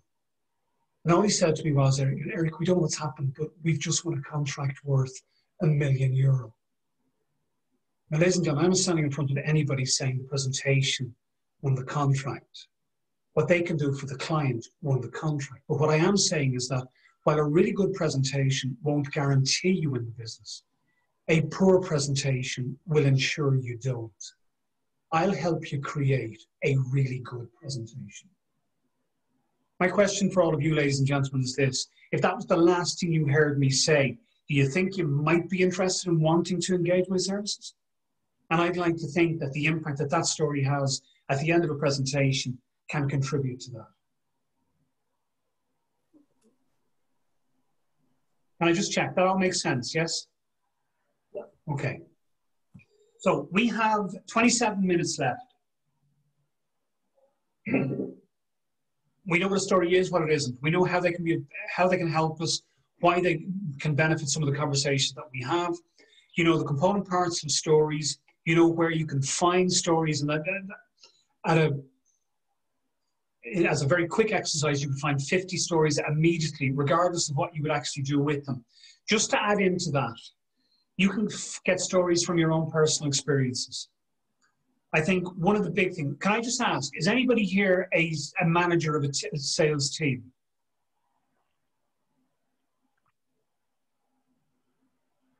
Okay. Okay, well, all I was going to say was that within a team, I think there's real value in being able to tap into the collective storytelling, to be able to find an example of trust. As an example, if you roll one team, Nicola, you tell a story based on trust, and Kate tells a story based on trust, and Jonathan tells a story based on trust. And as a team, you decide which is the best story for really engaging the audience, and then that becomes the one that everybody has access to. I think there's real value in that. You've seen the stages that we go through to find stories. You've access to hundreds of stories if you want to put a bit of time and effort into it, so you know the stories are there. On top of that, getting stories from your own personal experiences, getting them from colleagues, getting them from friends, getting them from newspapers, getting them from the internet. There's access to so many stories everywhere. So if you decide to make it a deliberate part of how you communicate, in that regard, there's no excuse not to have a wealth of story, or this resource, or a really good resource available to you. We looked at the process you go through to find stories. Now what I'd like to do very, very quickly is look at how we can actually use stories and how stories can have this really big impact. Let me show you what I mean. So what I'm going to do, ladies and gentlemen, I'm going to share a story with you. And when I've shared this story with you, what I'm going to do is I'm going to put you back into the breakout rooms. I'm going to ask you in your group to come up with as many potential messages that you can hear in this story, that this story could potentially be used to support and deliver. And then when you've done that, what we're going to do is we're going to pick one or two of them, and I'm going to show you how the story changes to reflect the point or the message that you want to share. Because to that end, the first version of this story might seem a little bit long, but there's a number of points that I want to cover. When I've shared it with you and you've given me the points, I'll show you how you can shorten it quite dramatically. So here's my story.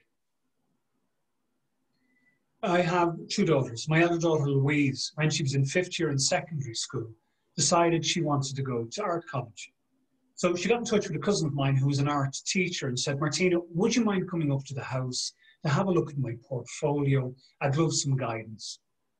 So Martina came up to the house one evening, and before she looked at the portfolio, she turned to Louise and said, Louise, where do you want to go to art college? And Louise said, I would probably apply to 4 or 5 different places. Martina said, if you could only pick one, which one would it be? And without hesitation, Louise went, animation, IADT, Dunleary. So Martina said, great. And at that point, she opened up the portfolio and she started leafing through it and she started taking pages out. And you could see Louise look at her as if to say, what the hell are you doing? And Martina obviously recognized this because she said, Louise, that's really good art, but it's not right for animation, IADT, Dunleary.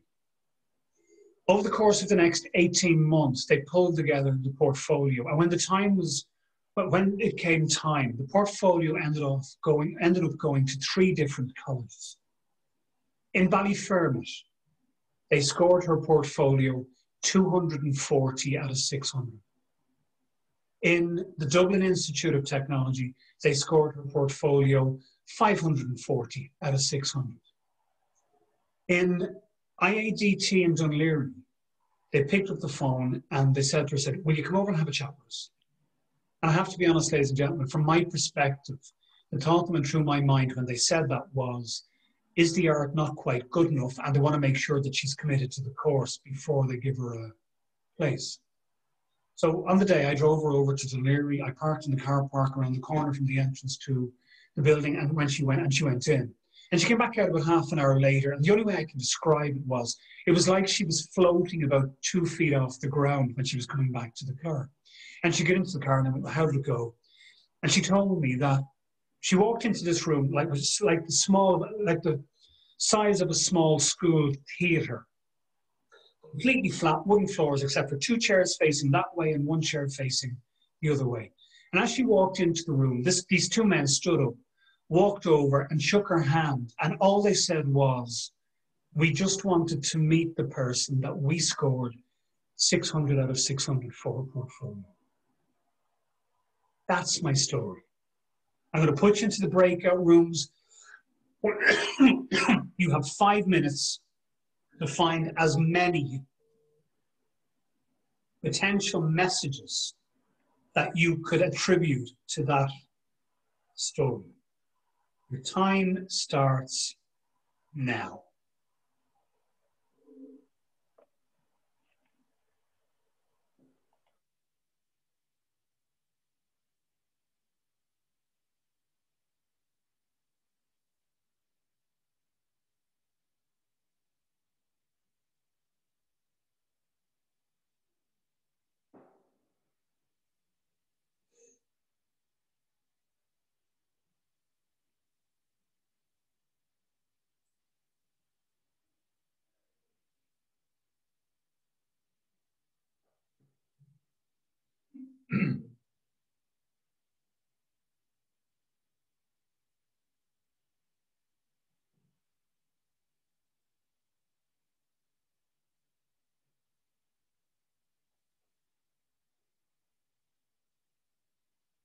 Can I just check, Nicola, iPhone, Glen Keane Estate, are you struggling to get into the breakout rooms?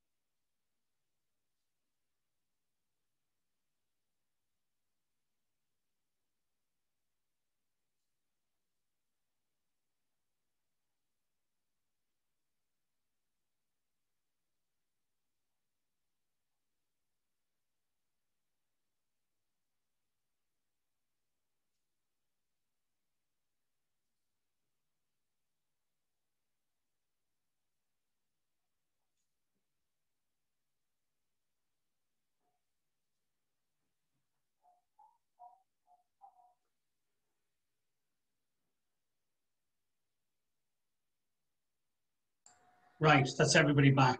Milna, your group, you're going to go first.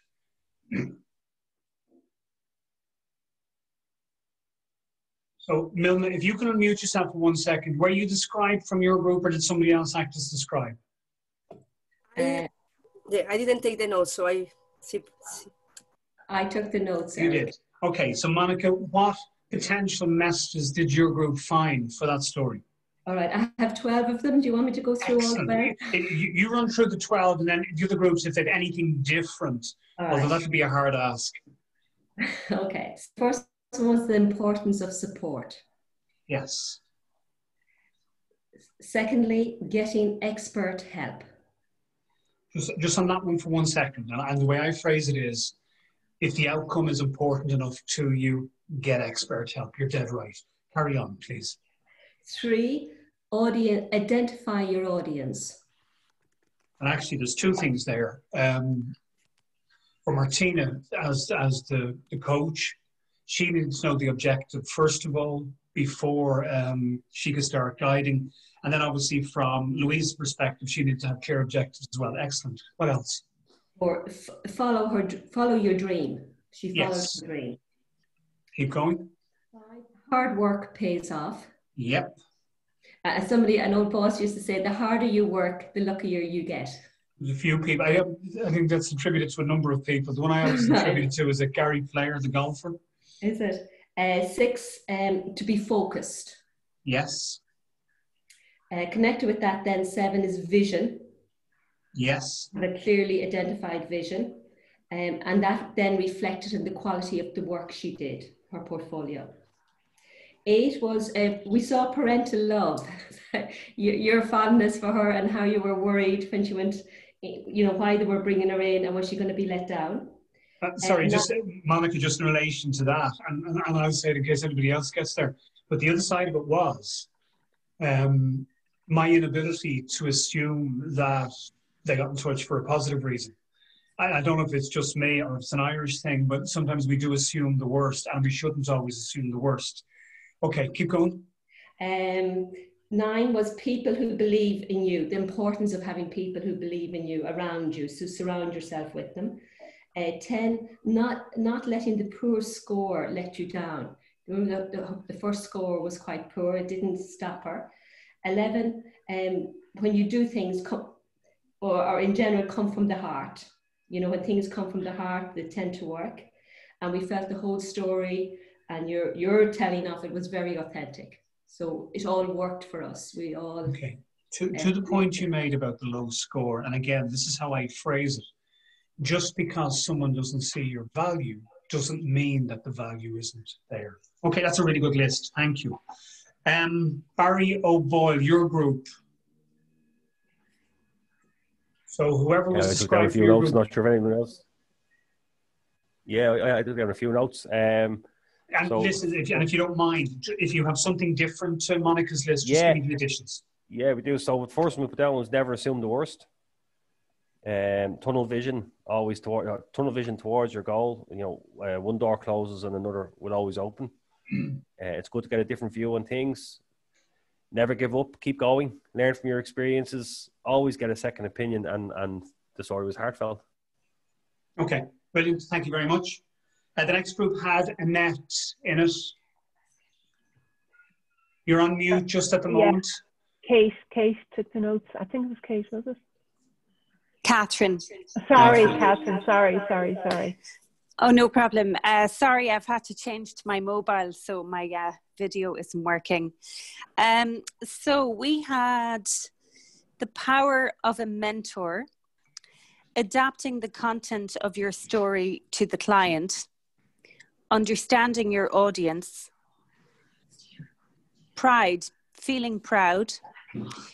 If you really want to hire somebody, you really have to make them feel special. Yeah. And the importance of personal connection. Okay, very, very good. Excellent. Martha, your group. I think there was only one extra point that we had those with the planning, the streamlining, knowing the targets, defining success, learning how to edit and streamline your work, the importance of good guidance, the most you're not going to appeal to everyone, but the extra one we had was, even if you don't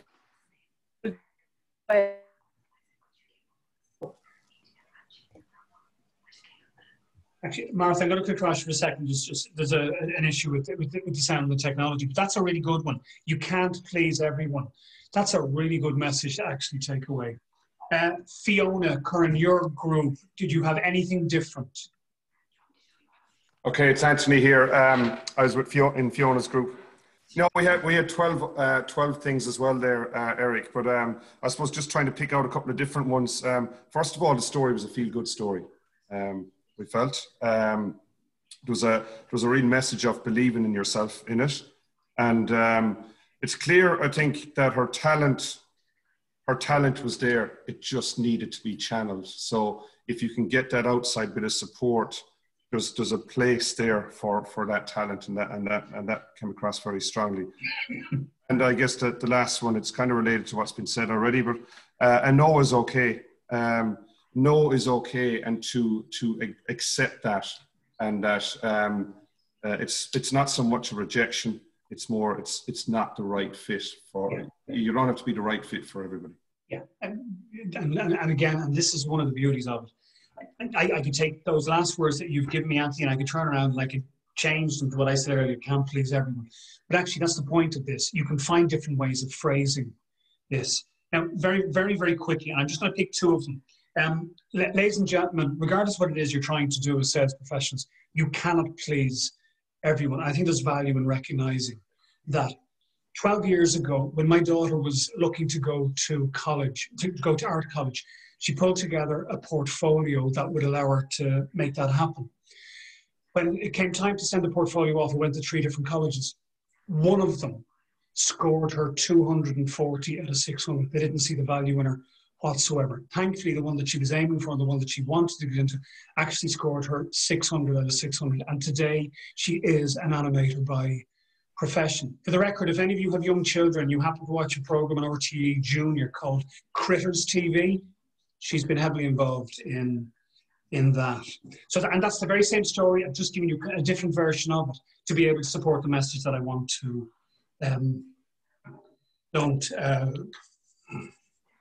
different version of it to support the message I want to be able to get across.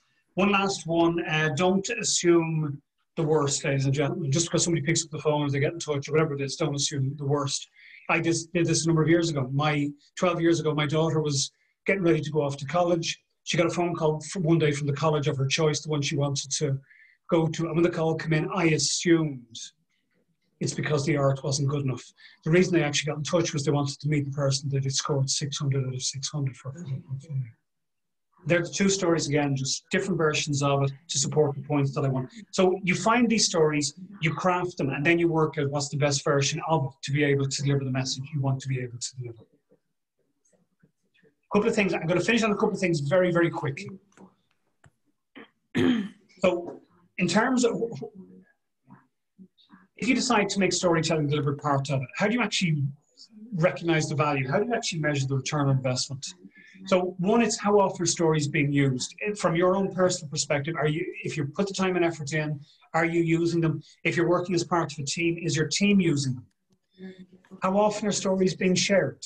And again, in a team environment, great if stories can be shared. But even for you to tell a story and someday have a client share that story back to you, that would be evidence that stories are being shared. Are they strengthening team bonds and client relationships? Certainly the stories that are designed to connect can be hugely beneficial in building client relationships.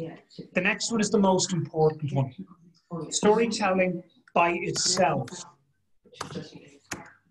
isn't strong enough.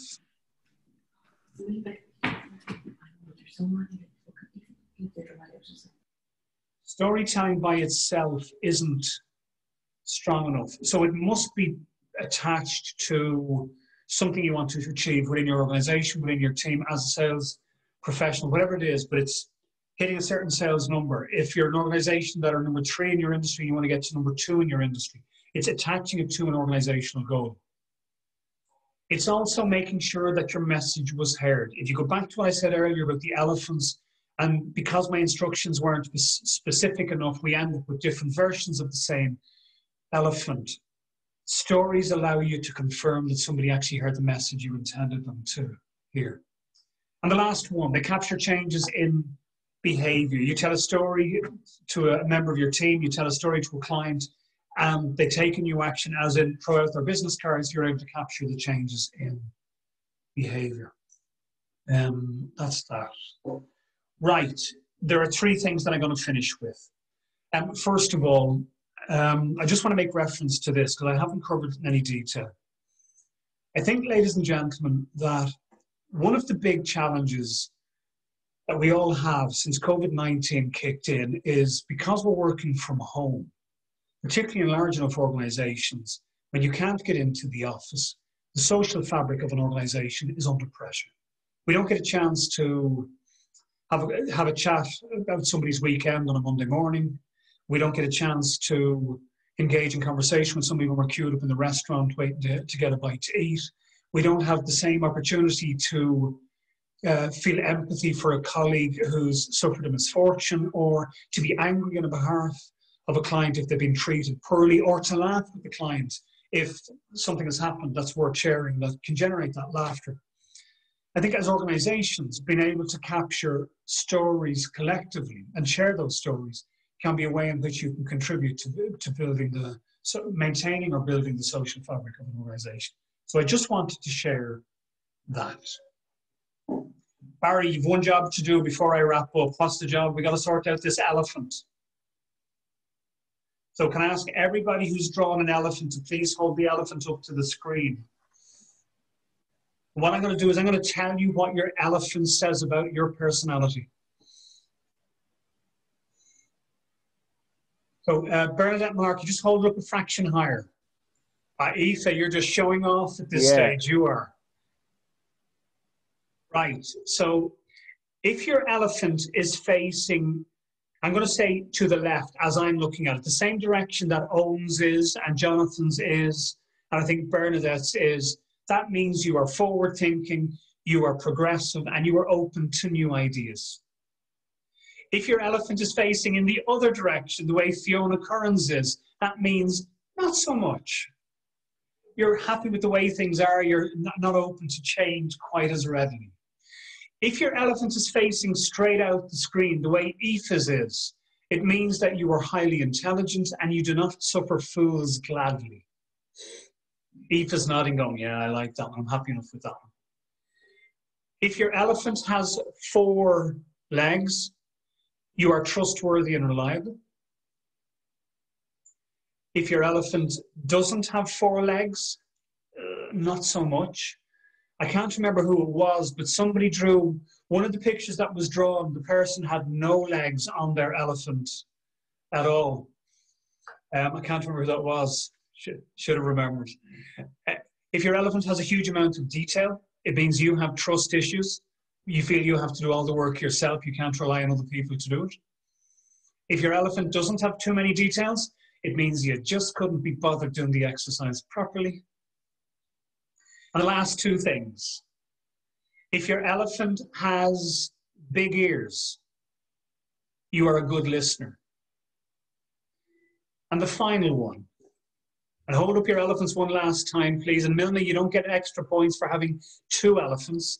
But the final one, ladies and gentlemen, the longer the trunk, the bigger the ego.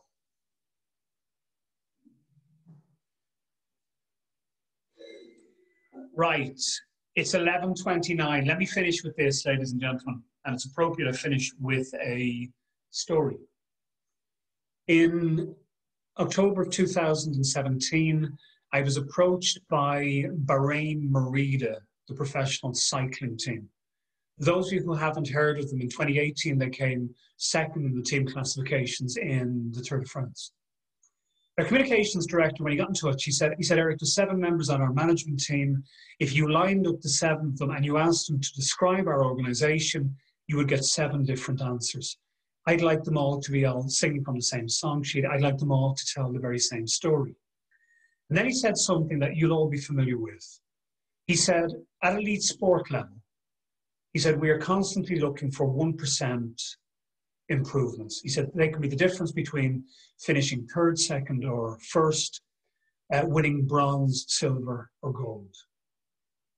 For me, ladies and gentlemen, making stories and storytelling a deliberate part of how you communicate, particularly with clients, is an elite level 1% improvement idea. And I think it has the potential on occasions, as I said at the very beginning, to increase the chances of having your clients react the way you want when you have those conversations with them. And that can be the difference between winning the order or not winning the order. And I share it with you. I think it's a hugely powerful tool that can be hugely beneficial. Before I wrap up, does anybody have any questions?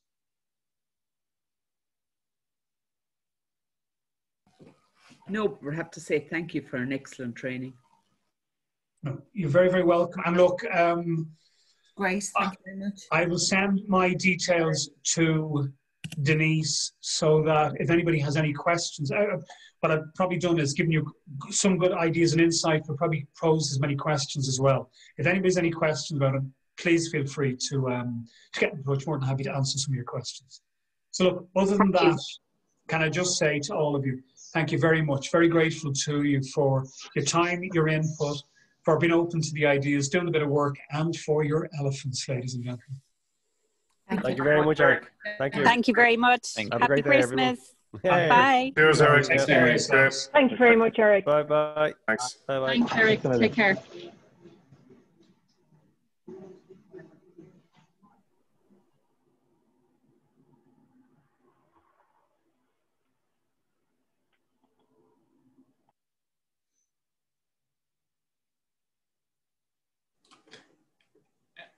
Eric, yes, Jonathan. They've disappeared. Could I ask a question? Yes. So I'm a professor of entrepreneurship in NUI Galway, and selling is fundamental to entrepreneurship, particularly to people who are starting up and who don't have that sort of fund of client successes that they can draw on for their stories. That's particularly true for young graduates or students. So, there's students in my class who are running businesses or trying to start businesses. So when you were going through those stories, I was wondering how we can help particularly young entrepreneurs to develop stories that will persuade their first potential customers. And this is really top of my mind because I'm running a new module next semester called Founder Selling, which I think I've only come across one other university that teaches founder selling in the world. Yes. It's critical, absolutely critical. So John McCardle from Channel Mechanics, do you know John? I know the name. Okay, so he's been helping me with sort of developing a syllabus, but there's this kind of fundamental issue of something that they don't have, which really helps experienced salespeople. So that's one issue. And And it may be something that we might need to have a longer conversation about at another time. There's also something that you might be interested in. We're embarking on a big project within the university, which I'm hoping is going to really change the nature of the education, the learning experience of students, where we're going to open up the curriculum. So students are learning with students from very different schools and colleges. So imagine art students learning with science students. Yes. And one of the things that one of the ways we'll do that is by having what we call transdisciplinary modules, where it's not just students learning with students from different colleges, but we'll have team self-teachers from very different places. And one of the subjects that I've targeted is storytelling. So we've got an expert in storytelling who teaches our MBAs. He teaches a very popular elective. He's actually the director of the MBA at the moment. But equally, we have experts in drama in the Arts College who teach storytelling. Yeah. And we've other people dotted around the university. So what I want to do is to bring them together to develop a curriculum. It would be just 24 hours basically, 2 hours a week for 12 weeks. That's the typical module. But kind of pool the resources. I was wondering whether you might be interested in being a part of that, because of course you could give tremendously to it, but you might be able to get something interesting from these lecturers, researchers, academics who are coming at this issue from very different backgrounds. Yeah, first of all, Jonathan, yeah, I'd love to be involved. Secondly, you're absolutely right. There's a lot that I want to continue to learn in this particular area as well. So I'd be very, very open to that. Great. For what it's worth, you know your colleague, Johanna Clancy? Yes, yes. Yeah, well, back in, I think it was February, I don't even know how it came about, but Johanna got in touch and I ended up doing a free session one lunchtime for about 300 of the NUIG students, primarily on presentations piece. But you know what, to your point about the entrepreneurs, I think number one, you can certainly look at crafting a vision story when they haven't got the repertoire of stories behind them. Yeah. But I would also suggest that many of these entrepreneurs are, I'll phrase it this way, they have unique personalities. And there are some very, very good stories that will be attached to those unique personalities that, if nothing else, will answer the who I am story, can connect to the connecting story. So there's certainly ways in which they have stories available to them that they will be able to tell, that they may not be directly able to tie into work they've done with previous clients, but they will certainly allow them to build connections with the people they're going to be presenting to or telling those stories. Yeah, yeah. Certainly ways in which we can do that. The other thing is the why we're doing this. You pointed that out. What we call passion can make a difference. Yes. As well. But there's also this big issue of listening. And sometimes they're not the best listeners because they think they've got the solution. And so that's another issue as well. You know what, and unfortunately, well, maybe it's just the nature of an entrepreneur, that they need a certain type of personality to be brave enough to actually take the step in the first. They certainly are well capable of betting on themselves, but you're absolutely right. I know that from experience with the likes of Enterprise Ireland, that an awful lot of the startups their thinking is, just give me the money, I'll do the rest, when actually it's the whole package that can be so beneficial. And I've no doubt the very same thing applies here with these entrepreneurs. It is getting them to listen to everything and that experience that's gone before. And maybe stories can contribute to that. Mm-hmm, mm-hmm. Great. Okay, that's wonderful. So I'm going to be trying rounding up these cats for early next year, and I'll keep in touch with you, and hopefully we can get together. It's actually relatively easy to do that now with Zoom or MS Teams or whatever.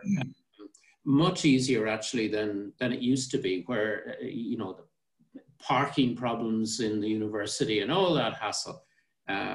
So I think my colleagues would learn a lot from you, but I think you might learn something from them as well. Agreed. And particularly your interest in the literature. You know, they might have something that you might not have spotted, and vice versa. So that's great. So I think probably, you know, early in the new year, I'll contact you, and I will try and develop something. I'd really like to get us to get something on the books, which will be available for the next academic year. And the way that works with us is we really have to have something going through our various committees in sort of February and March. So it'll happen fairly quickly. Okay, well, look, from my perspective, one, let's connect on LinkedIn, assuming you're on LinkedIn, so that we have that connection.